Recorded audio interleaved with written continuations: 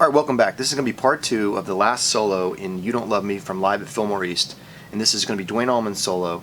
And this part is coming in where the band starts to be playing an A and a D chord, and the whole band joins in.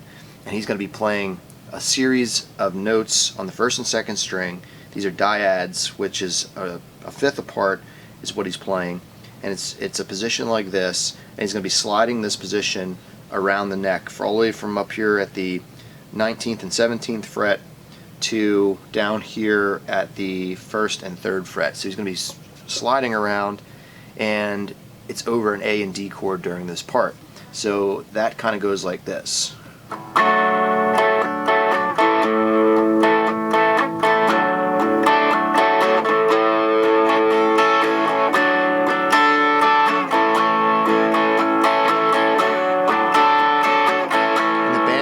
Louder and louder until Duane starts going into his solo here. Now this solo is very tricky, and I've been working on it for a little while. I have most of it almost exactly how he plays it, I think, and I'm using this Hal Leonard series of books that I mentioned in the last video, but it is a little tricky, so I'll do my best to try to break it down and show you what he's doing and break it down into some manageable parts. So what I'll do is I'll play through the first, what I'll call a section, and then I'll break it down and a little slower to show you what I'm doing. Here we go.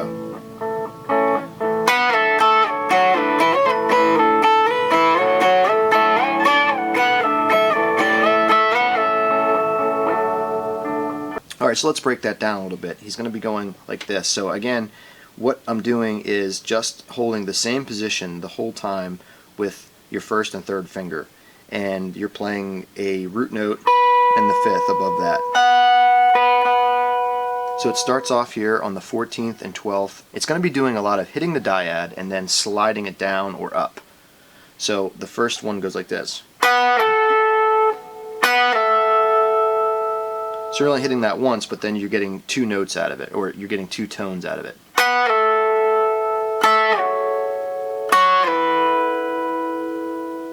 Like that. Okay, now here's the breakdown of how that first part goes, first section goes.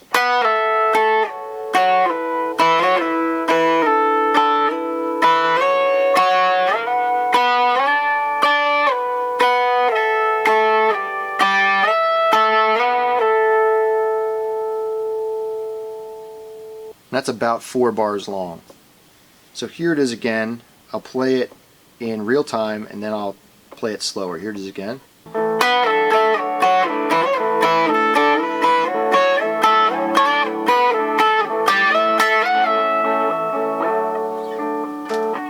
So here it is again, slower.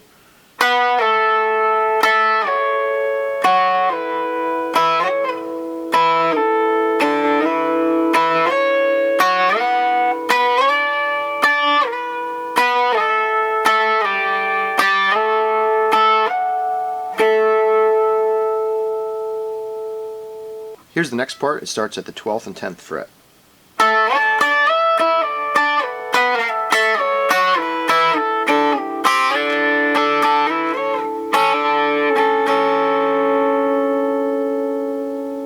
Here that part is again.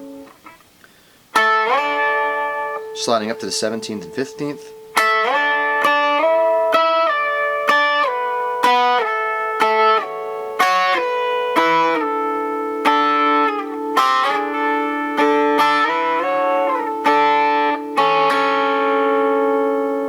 That last little bit goes like this.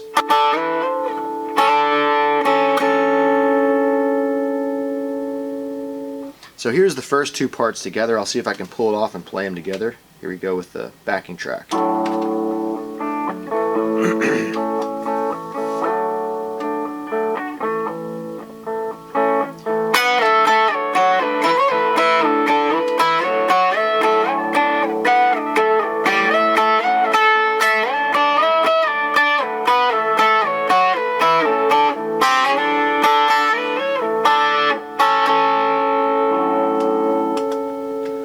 So that was pretty close. I think I made one mistake in there, but that's pretty close to what he's doing in that first section. So we say, well, first two sections.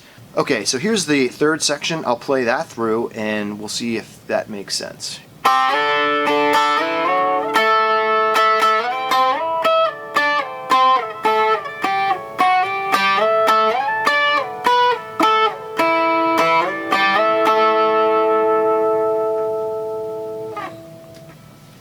again, this part's a little trickier because it throws in some different notes than before. So this time we're going to start down here and we're going to slide up to the 5th fret.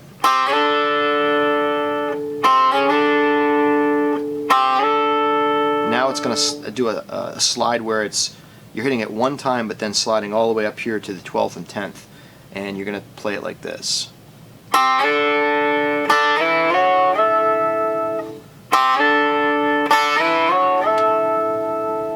Now to get that sound and a little bit more sustain, I am using, I'm turning my volume down from the last video, as you can tell. I am using a tube screamer, and I'm also using a compressor. That way I can do it at a reasonable volume and it's keeping all the levels kind of even for this video. Here it is again.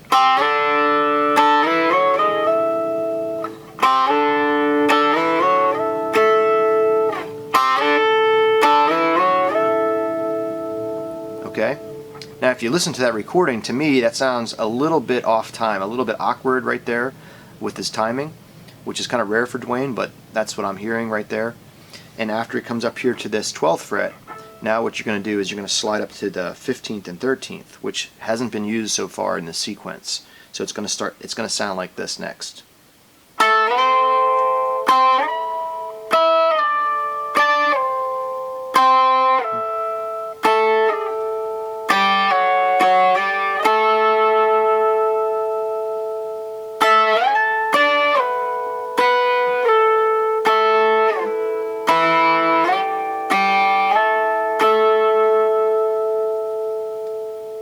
Okay, now we're going to get to this 4th section, and that leads into the actual Joy to the World part finally.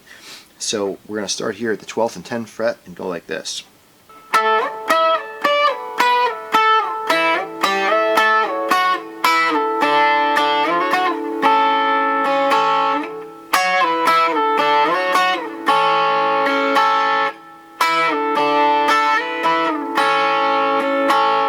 It goes like this.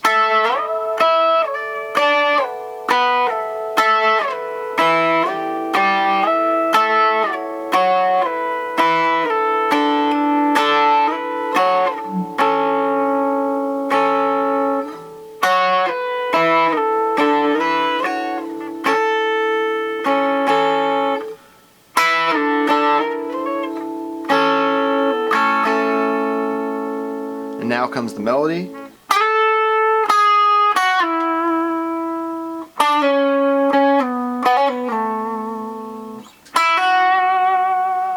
Then these two notes here.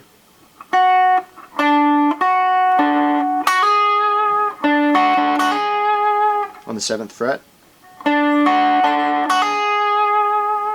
For this last part, I zoomed in so you could see this a little bit better. He's going to be sliding up from the 7th fret to the 14th fret, and that's going to be the 2nd, 3rd, and 4th strings like this. Now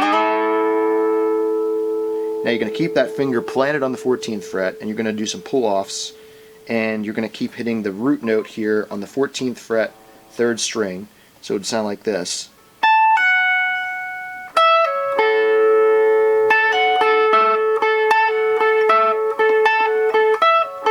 Now to do that, I'm using my pick to hit the 3rd string, and I'm using my middle finger to hit the 1st and 2nd strings. So I'm alternating. I'm going to pull off, then hit this 3rd string, then pull off here.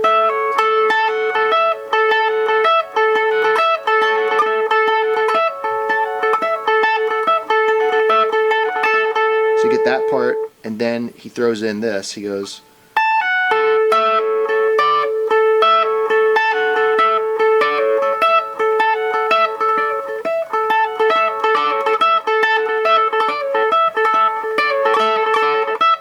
So I'm pretty sure that's what he's doing, because he's playing with the pick. I don't think he ditches the pick and then just does all fingers.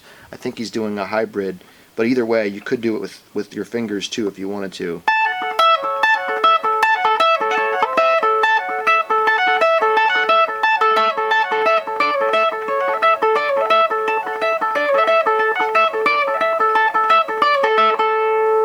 So he's either using a pick or he's using his fingers and pulling off, going.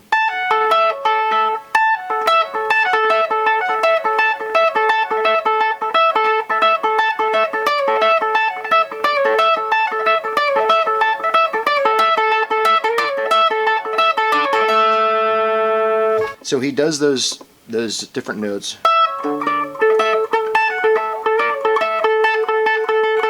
At the very end of it, he's just pulling off on the 14th, going,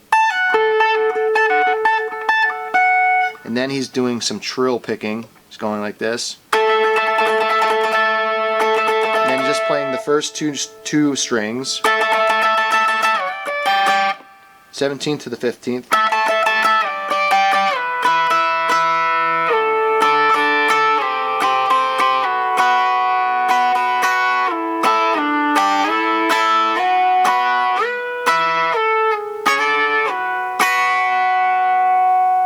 Then you're going to hit this note here in the 5th string, 2nd fret. Sorry, 2nd string, 5th fret. And now you're going to play an A7 chord like this.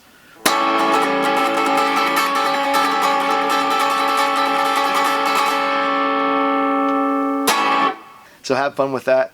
It was a real challenge for me to learn all those different parts. I hope that you got something out of that. It would take an hour long to break everything down really slowly. So hopefully that'll help you. And if you have any questions or comments, please leave those. Until next time, take care and keep playing. See you later.